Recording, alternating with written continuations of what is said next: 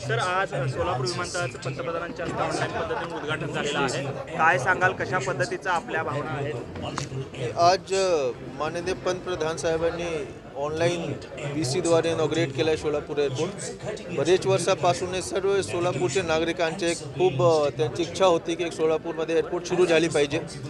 मला वाटते की काही वर्षा अगोदर सुरू पण होता, किंगफिशर एअरलाईन्सचे फ्लाईट पण ऑपरेशनल होते. तरीसुद्धा काही कारणामुळे लायसन्स कॅन्सल झाला होता.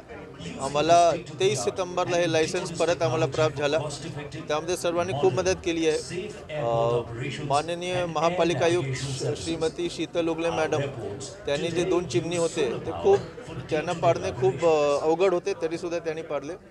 आता त्यानंतर रिकार्पेटिंग ऑफ रनवेचा काम होता, बाउंड्री वॉल ऑपरेशनल करण्याचे काम होता, थोडेफार इन्क्रोचमेंट पण होते, एक बाउंड्री वॉलचे पण वाद होता.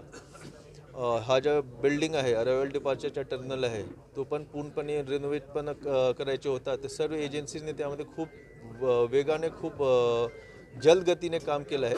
आणि म्हणूनच आज आम्हाला सोलापूर आमचा जे एअरपोर्ट आहे ते आता कार्यान्वित झालं आहे. आता जे पुढचा टप्पा आहे त्यासाठी आम्ही प्रयत्न हेच करत आहोत की मुंबई, बँगलोर, हैदराबाद, पुणे हे जे सर्व मोठे मोठे एअरपोर्ट्स आहेत त्यांचे फ्लाईट सुरू झालं पाहिजे सोलापूरतून. त्यासाठी मी आणि आमदार सचिन कल्याण शेट्टी साहेब आम्ही minister of state for civil aviation Shri Muralidhar Mohol साहेबांशी पण भेटलो 10 दिवस अगोदर. ते पण खूप पॉझिटिव्ह होते की आम्ही सर्व कोऑर्डिनेशनचे जे भाग आहे ते करू.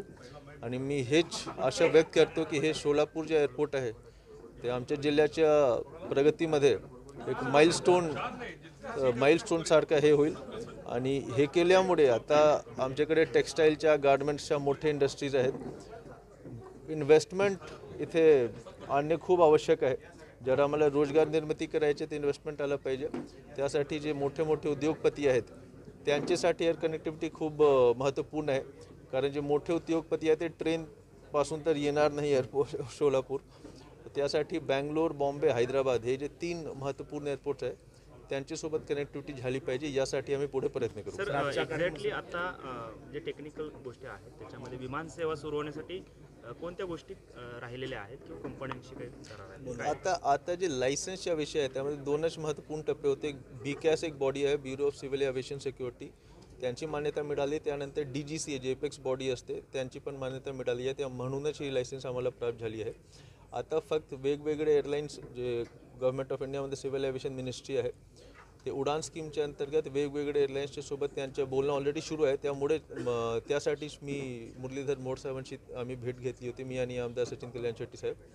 आणि त्या ठिकाणी मला वाटते अलायन्स एअरलाईन्स होता आणि फ्लाय 91 एक एअरलाईन्स होता, अजून एक एअरलाईन्स होता. त्यांनी हे दाखवली आहे, त्यांनी तयारी त्यांची दाखवली आहे की आम्ही सोलापूरपासून हे सुरू करू.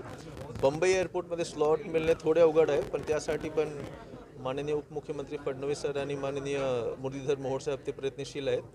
आणि एक वेळी एअरलाईन्स तयार झाले त्यानंतर उडान स्कीमच्या नंतर रजिस्ट्रेशन होईल, बिड रूट होईल आणि त्यानंतर फ्लाईट सुरू होते. आजच्या कार्यक्रमासाठी कोणाकोणाला निमंत्रित करण्यात आलं होतं? सर्वांना, सर्व जे लोकप्रतिनिधी आहेत, सर्व लोकप्रतिनिधी, माननीय खासदार, माननीय आमदार, सर्वांना मी आमंत्रित केले होते. जे इंडस्ट्रियलिस्ट आहेत, चेंबर ऑफ कॉमर्सचे लोक आहेत, जे पत्रकार आहेत, सर्वांना मी आमंत्रित केलं होतं प्रोटोकॉलप्रमाणे. थँक्यू.